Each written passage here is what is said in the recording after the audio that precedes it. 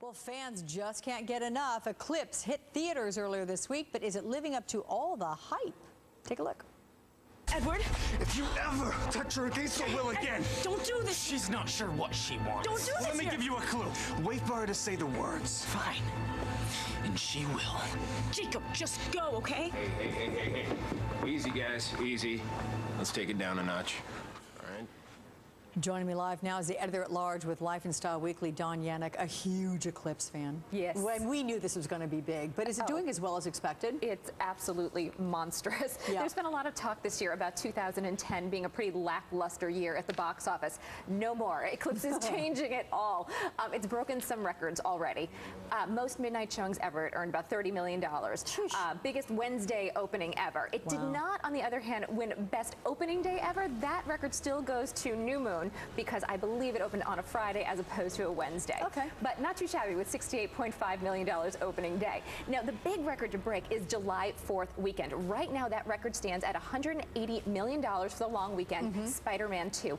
This is maybe going to earn just a little under that at $178 million, but analysts are wondering if it can surpass it. It just might surpass with kind of repeat viewings, and a lot of kids are going. Let's just mention very quickly that Eclipse is actually a good movie. Even if you don't get the whole Edward, Bella, sparkly vampire thing, this is actually one of those movies that's good. You don't have to be a Twilight fan to go see it. There's a lot of action. It's edgier. It's darker. It's actually just a fun ride. Yep, it is. I had to go see it with my daughter yesterday, and Had we to, both Alex. enjoyed it. Had to. Look, I liked it. It was good. How about some competition for Eclipse? Anything? Yes. If you're not into sparkly vampires, there is The Last Airbender. This is the M. Night Shyamalan movie. It's based on a popular cartoon series on Nickelodeon. It's gotten some hideous reviews. But that said, it has a built-in fan base. It is in 3D, so that boosts ticket prices. It looks like it's going to make around $60 million this weekend, which is a pretty big surprise. That's a nice chunk of change. Toy Story 3 is also still a player. It might make around $50 million this weekend. So it is a huge 4th of July weekend at the box office. Yeah, well, it was nice to go indoors with all the heat across this country and get an air-conditioned theater. Yes. What about Lindsay Lohan? What's going on with Lindsay? Some sort of a battle on her hands? There is. Literally? Literally, exactly. It's almost like we felt we were, in the summer of 2007 with all sorts of news between Lindsay Lohan and Paris Hilton this weekend.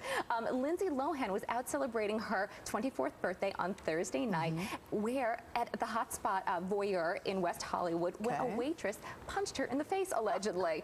At the center of all this was apparently a boy. Lindsay was reportedly cozying up to a guy who was the ex-boyfriend of the waitress, and she flew into a rage, and that's what happened. So we heard at Life and Style Weekly. Lindsay tweeted about it later. She was okay, but pretty upset about the whole thing.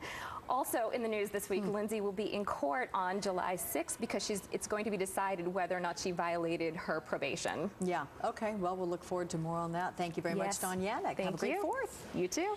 Now to a quick rundown of today's list of #1.